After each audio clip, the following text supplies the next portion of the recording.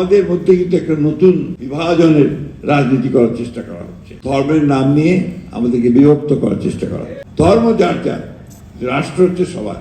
আমরা ইসলাম ধর্মে বিশ্বাস করি, আমরা সবচেয়ে সংখ্যা গরিষ্ঠ।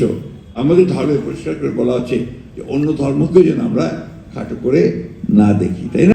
ধর্মকে, আমাদের ধর্মকে যেন শুধুমাত্র আমরা সব সময় সামনে না নিয়ে অন্যান্যদেরকেও যেন আমরা সেই একইভাবে আমরা যেন ট্রিট করার চেষ্টা করি। ধর্ম যার যার, রাষ্ট্র হচ্ছে সবার।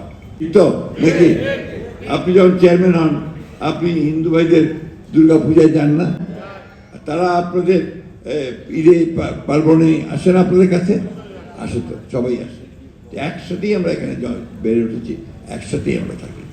আমরা এই বছর না হোক, সামনের বছর প্রথম থেকে কিন্তু আপনাদের ইউনিয়ন পরিষদের নির্বাচন হবে এবং এই পরিষদের নির্বাচন হবে একেবারে নিরপেক্ষ। এখানে কোনো বিএনপি বলে বা জামাত ইসলাম বলে কোনো সুবিধা কেউ পাবে না। অর্থাৎ নিরপেক্ষ নির্বাচন হবে। আপনাদেরকে জনগণের ভালোবাসা নিয়েই আপনাদেরকে কিন্তু নির্বাচিত হতে হবে। চেয়ারম্যান বলেন, মেম্বার বলেন, তারা জনগণের ভালোবাসা নিয়ে নির্বাচিত হবে। যারা মহিলা এমপি সদস্য হন, তাদেরকে সেইভাবে নির্বাচিত হতে হবে।